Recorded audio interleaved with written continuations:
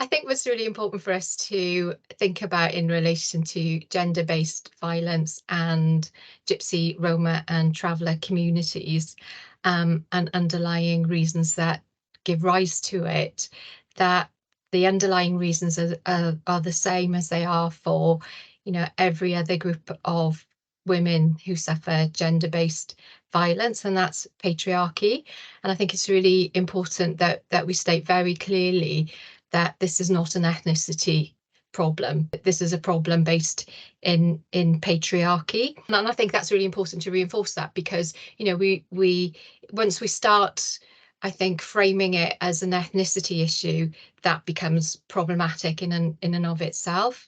But it's really important, again, to stress that in relation to prevalence and impact, its impact, really, we simply don't know, because there isn't any reliable research or data which tells us anything about the prevalence and the impact of gender-based violence on Gypsy, Roma and Traveller women and girls. There will be impact that I think is specific and distinct to Gypsy, Roma and Traveller women and girls, and that's what we sort of need to understand, really. I've read, in lots of kind of different places, that there's a higher prevalence of domestic abuse in Gypsy, Roma and Traveller communities, but it's not backed up by any reliable and robust sort of data and research.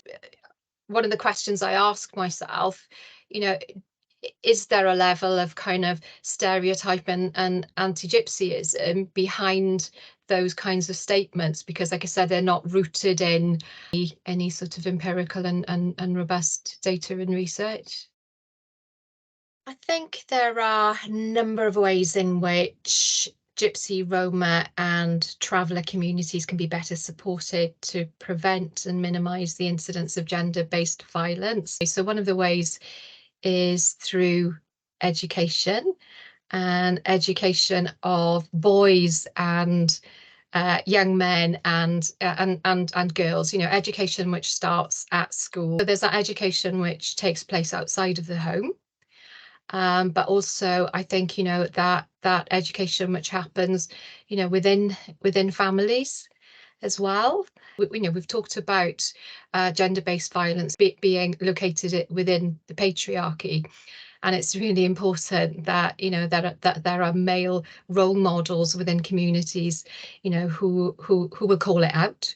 It's really important that Romani and Traveller women and girls have access to information and support. And we know anecdotally in conversations that we have with Romani and Traveller women and girls that availability of support in formats, which is accessible, is really problematic. It's important that support and advice, is available in different dialects of Romanus languages, but also that it's available in different formats as well. There are lower literacy rates amongst Romani and Traveller women and girls, so it's important that information and support comes, not just in written form, but it's available in different formats, but also empowering, women and girls within communities to act as community facilitators and provide kind of safe spaces. So safe spaces for women to share their experiences of gender-based violence. I think, we have to take the shame away from Romani and Traveller women and girls, because they carry the family shame when gender-based violence leads to family breakdown. The shame and the responsibility is located within women, and we have to shift that and put the responsibility back where it lays, back with perpetrators of gender-based violence. I think with shame, shame takes place and takes hold, in individual places, doesn't it?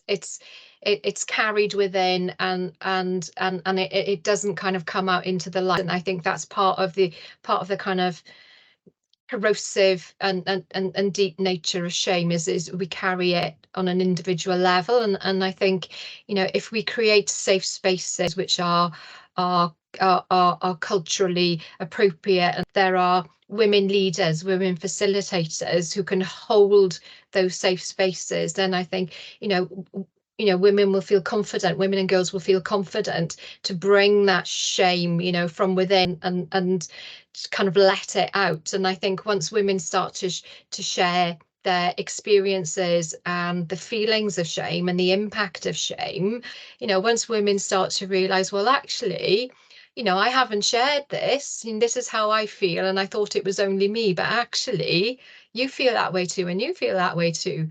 And there's an empowerment in that in and of itself. It's very difficult, isn't it, to kind of process and try and find help, support and solutions when you're carrying that weight. Women and girls, if we create spaces where we can collectively shift that, understand that shame, share it and shift it, I think that might empower women to then have the mental bandwidth, the space to start kind of thinking through what options there are and what support is available to them. I think is giving that kind of agency back in some ways. But I think shifting shame and understanding shame, and women doing that collectively, is an important kind of part of that journey to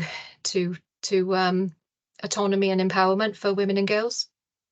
In terms of investment around the theme of Unite for this year's 16 days of action in order to prevent violence against women and girls, I think Wales should absolutely invest in empowering women as community facilitators. They're there.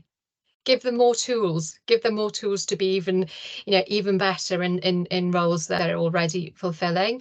I think Wales needs to invest. We do need robust research and data to really understand impact. We don't understand prevalence or impact. And if we're going to target support, then we need to understand a bit more about and have really sort of robust data and research on prevalence and impact, and make that disaggregated. The impact on Roma women and girls is going to be different to the impact on traveller women and girls, and it's going to be different to the impact on Romani Gypsy women and girls. So please, let's disaggregate that data and any research on prevalence and impact as well. And again, it's about research. It's about researching the experiences of women and girls who are then fleeing gender-based violence and maybe accessing the support of refuges. We have anecdotal information around some of those experiences, but again, we don't have any real impactful data. Some of the anecdotal information that we have is on the poor experiences of Gypsy, Roma and Traveller women who access refuge. Some investment there. I would like to see investment in sort of one-stop shop provision, for Gypsy, Roma and Traveller women. It would make that process of accessing, appropriate advice and appropriate support, so much, better, and take out some of those barriers. They wouldn't have to navigate, complex systems. So having one place to go to where there are, trusted individuals who are able to give that advice and support in a timely manner, I would say would be an excellent place to invest in for Welsh Government.